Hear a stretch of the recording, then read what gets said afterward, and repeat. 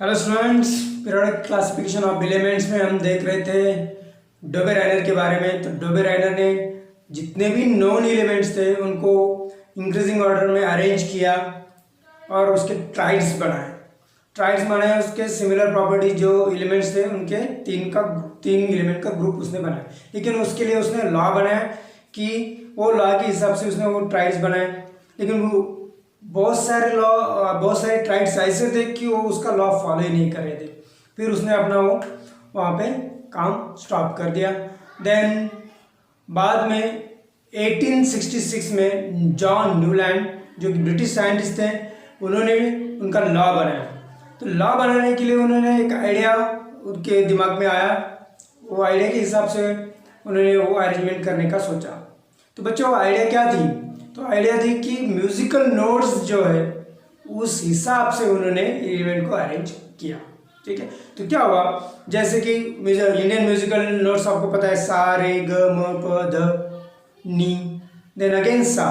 Okay, तो इस तरह से क्या हुआ, जब उन्होंने जितने भी नॉन एलिमेंट्स थे ना बच्चों, तो नॉन एलिमेंट्स को उन्होंने अरेंज किया ये सारे ग म प ध नि सा के हिसाब से। और जो 8th एलिमेंट था वो फर्स्ट एलिमेंट की तरह ही प्रॉपर्टी दिखा रहा था, मतलब ये उनका ऑब्जर्वेशन था।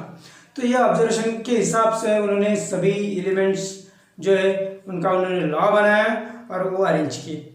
ठीक है बच्चों, चलो देखते हैं किस तरह से।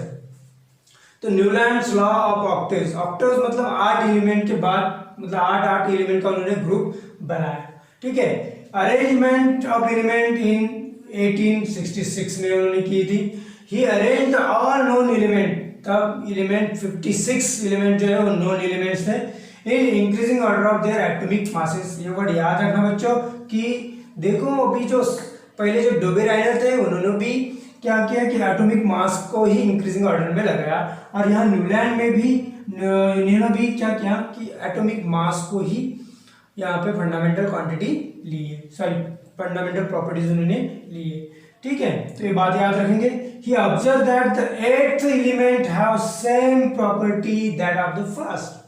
क्या ऑब्जर्वेशन था उनका कि जो 8th एलिमेंट था उसकी प्रॉपर्टी फर्स्ट की तरह ही थी।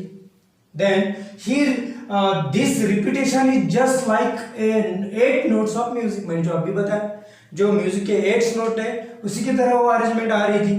ठीक है, तो फिर उन्होंने सभी एलिमेंट को अरेंज करना शुरू कर दिया। तो देखो इंडियन नोट आपको पता है, सारे ग म प ध नि सा, सारे ग म प ध नि। तो वेस्टर्न के जो नोट्स है बेटा, डो रे मी फा सोल ला टी। ठीक है, तो इसके तरह से उन्होंने देखो, उस टाइम हाइड्रोजन नॉन एलिमेंट था तो सबसे पहले हाइड्रोजन को अरेंज किया, फिर हीलियम उनके, तब ये जो नोबेल इनर्ट गैस है उनका डिस्कवरी नहीं हुआ था।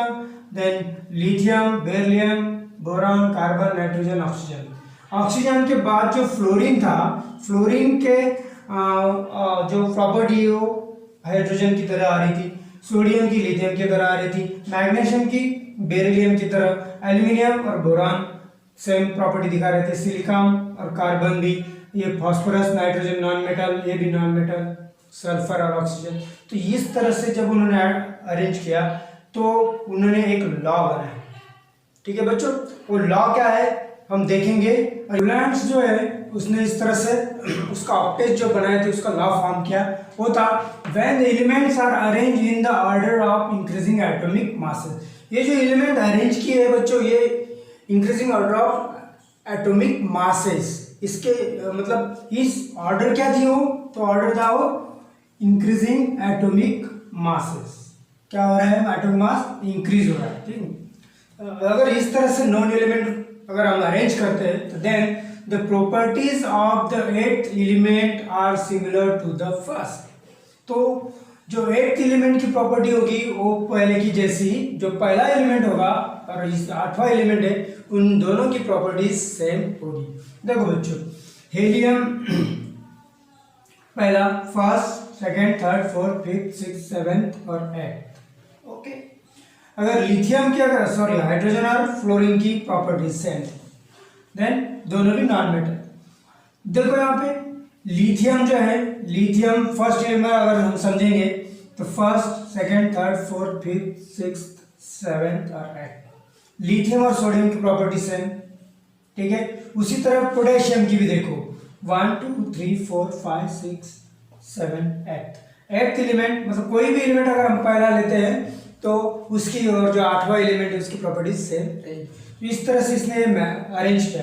लेकिन हमें यहाँ पे दिख रहा है कि देखो यहाँ पे कोबाल्ट और निकल ये मेटल्स है, कोबाल्ट एंड निकेल मेटल्स है, लेकिन एक जो कि हैलोजन है, ओके, हैलोजन है, इनकी और इनकी प्रॉपर्टी तो यहाँ पे मैच नहीं हो रही। वैसे ही यहाँ पर ऑक्सीजन और सल्फर है, नॉन मेटल है, और यहाँ पे फेरस को उसने जगह दी थी। तो ये तो बच्चों इसकी कुछ लिमिटेशंस भी है, ठीक है, इसके भी कुछ लिमिटेशंस है, इसको भी पूरा मतलब पूरी तरह से ये फॉर्म करने नहीं आया। तो वो सिर्फ कैल्शियम तक ही कर पाया।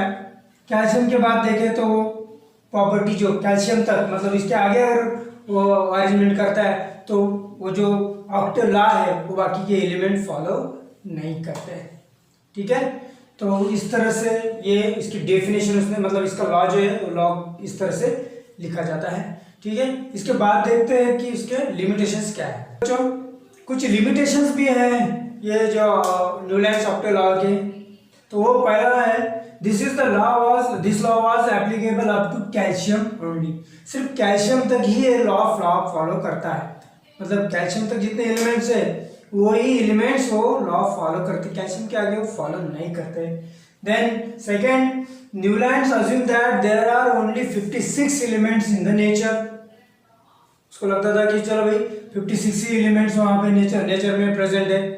सो there was no provision for the newly discovered element. जो भी नए डिस्कवर होने वाले थे इसके लिए कोई प्रोविजन नहीं था।